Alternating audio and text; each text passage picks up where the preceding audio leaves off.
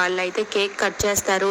ఇక రఘురామ్ అయితే cake cut చేసి తన భార్యకి కేక్ తినిపించి హ్యాపీ వ్యాలంటైన్స్ డే అంటూ విష్ చేస్తూ ఉంటాడు. దాంతో జగదీశ్వరి కూడా విష్ చేసి చాలా సంతోషిస్తుంది.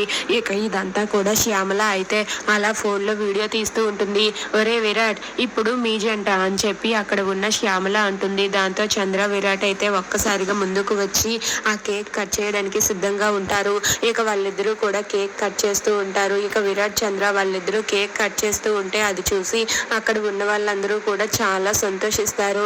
దాంతో అక్కడ ఉన్న విరాట్ అయితే ఆ కేక్ తీసుకుని చంద్రకి తినిపిస్తూ ఉంటాడు. ఇక చంద్ర కూడా విరాట్ కి కేక్ తినిపించి హ్యాపీ వ్యాలంటైన్స్ డే బావా అని చెప్పి అంటుంది. దాంతో అక్కడ ఉన్న విరాట్ కూడా హ్యాపీ వ్యాలంటైన్స్ డే అంటూ చంద్రకి కూడా కేక్ తినిపిస్తాడు.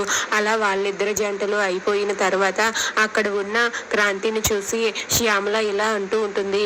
రే క్రాంతి, ఇప్పుడు మీ జంట అని చెప్పి అంటుంది. దాంతో అక్కడ ఉన్న ఆ క్రాంతి అయితే శాలిని వైపు చాలా సీరియస్ గా చూస్తూ ఉంటాడు. దాంతో రఘురామ్ అయితే లేరా క్రాంతి, ఇంకా అలా చూస్తున్నావేంటి, కట్ చేయండి అని చెప్పి అక్కడ ఉన్న రఘురామ్ అంటాడు. దాంతో క్రాంతి అయితే అలా ముందుకు వస్తాడు. ఇక అది చూసి శాలిని చాలా సంతోషిస్తుంది. ఇక క్రాంతికి అలా కేక్ కట్ చేయడం ఇష్టం లేక ఆ కేక్ ని చేయితో తీసుకొని నేల మీద విసిరేస్తాడు. ఇక అది చూసి అక్కడ ఉన్న వాళ్ళందరూ కూడా ఒక్కసారిగా షాక్ అయిపోతారు.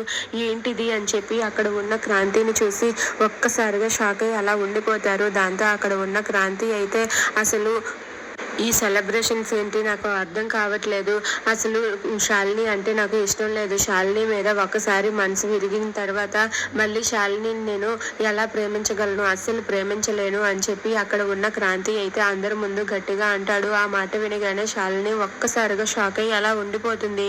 దాంతో